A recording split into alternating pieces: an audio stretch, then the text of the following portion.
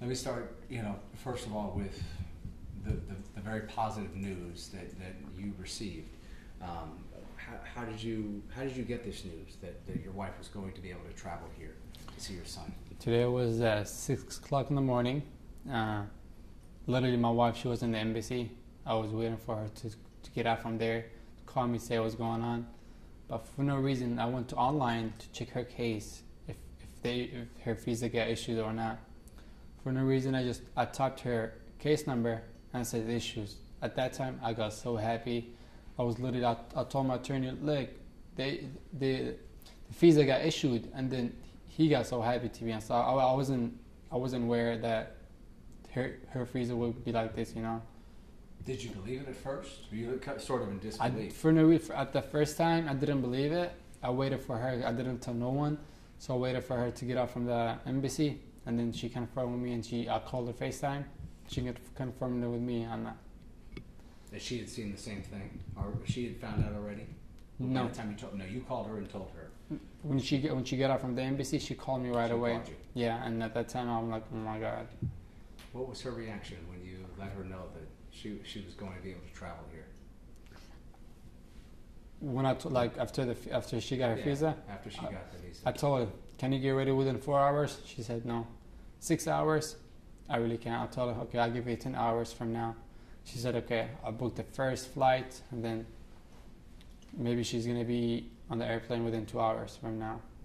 And what was her initial reaction when she found out that she would be able to She was crying. She was crying of happiness and sadness. Yeah, I mean, it's obviously, this is such it's mixed emotions, I know. I mean, for you and for her as well. It is. Can you talk about kind of how you have so many different emotions wrapped up in this? I mean, you obviously were feeling happy about the situation today, but you guys are also still dealing with your son and his situation and his future. To be honest, I have to face it. It's coming. It's either today or tomorrow. It's coming where I have to pick up my son from the hospital, go to the cemetery, and bury him. It's coming, so I have to face it. I have to get ready for it. Is it going to be any easier with your wife being able to be by your side? Yeah, I mean, the least I could do for her is just to bring her to the U.S. and see her son for the last time. That's the least I could do. Without no one, I had so much support. Thank to everyone that supported me. Without them, I don't think I would be able to bring her to the U.S. What do you believe made the difference with her case? What was the most important factor? Was it just the public outcry? What was it that made the difference in terms of her visa being issued? What made the difference? Because everybody's seen 2 years boy is dying, and for the mother, her last wish was just to see her son and give him a kiss for the last time.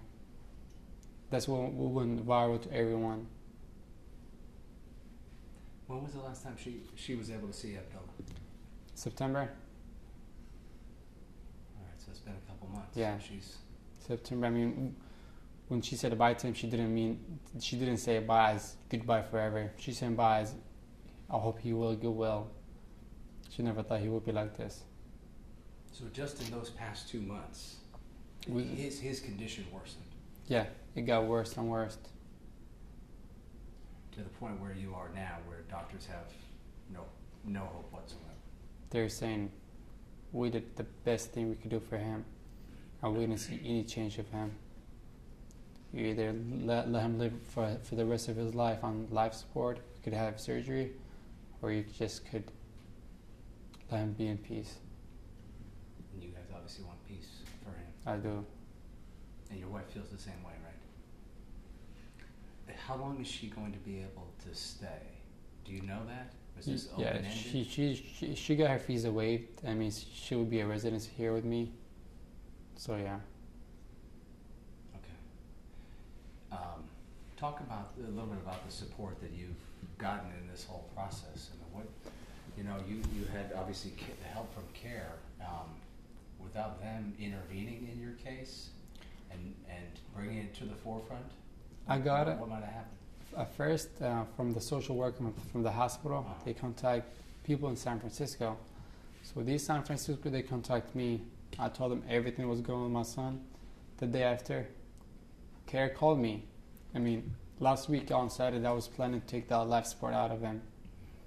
For no reason, on Friday, Care called me saying we could help. We could try. I mean, it's not going to be 100%, but at least we could try our best. So I'm like, I changed my mind. I'm like, I will have another chance for my son and my wife to see if I could bring them together for the last time. And with the supports from Care, from social workers, from all media, we did it. And you anticipated, did you anticipate that she would have this much difficulty trying to come here to the U.S.? You knew about the travel ban being in place, so I mean, you anticipated this challenge? To be honest, I didn't thought she would get her visa. I never thought she would. But when I seen a lot of support pushing to the government, to the State Department, I had some hope. And it happened. Can I ask you in a broader sense? I don't know if you've had any time to sit back and think about it, but I mean, this is an executive order that was put in place, as you know, by President Trump. True. Shortly after he took office.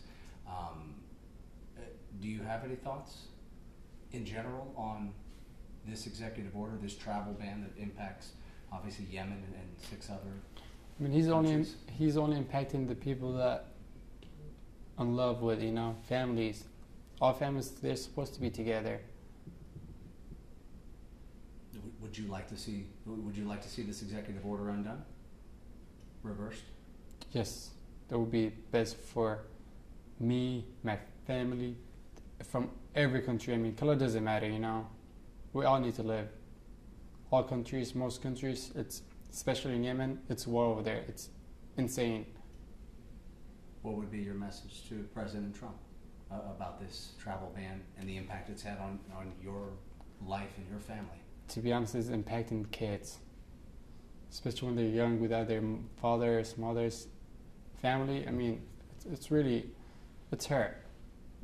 He's only impacting the kids.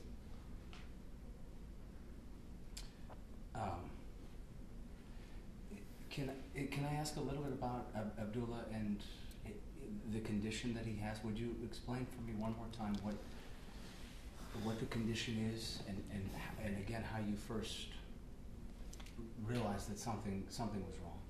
I mean, since he was in Egypt, he wasn't getting any better from all the doctors over there, and he had a disease in his brain. I mean, I thought in my mind, I was going online to see what kind of disease he had, and every time I read, he will get better, year by year. So that's when I went to Egypt and brought him over here to get better, and it didn't happen. Do you think Abdullah's gonna? You think he's gonna have a sense that his mom is here? I mean, once she gets here and she's able to be with him, you think he's going to have a sense that her presence is here? To be honest, if that would happen, that would be a miracle. I mean, the way I see my son conscious for almost 2 weeks already, I don't know. I don't think so. Because the doctor said, your son is not the life support is going to kill him. It's the disease that he had. Until now, we have no idea why he got this disease. But I'm still looking for it. All right. Anything else you want people to know about your son, your wife, this whole situation? Just thanks to everyone who support us, support all families to be together.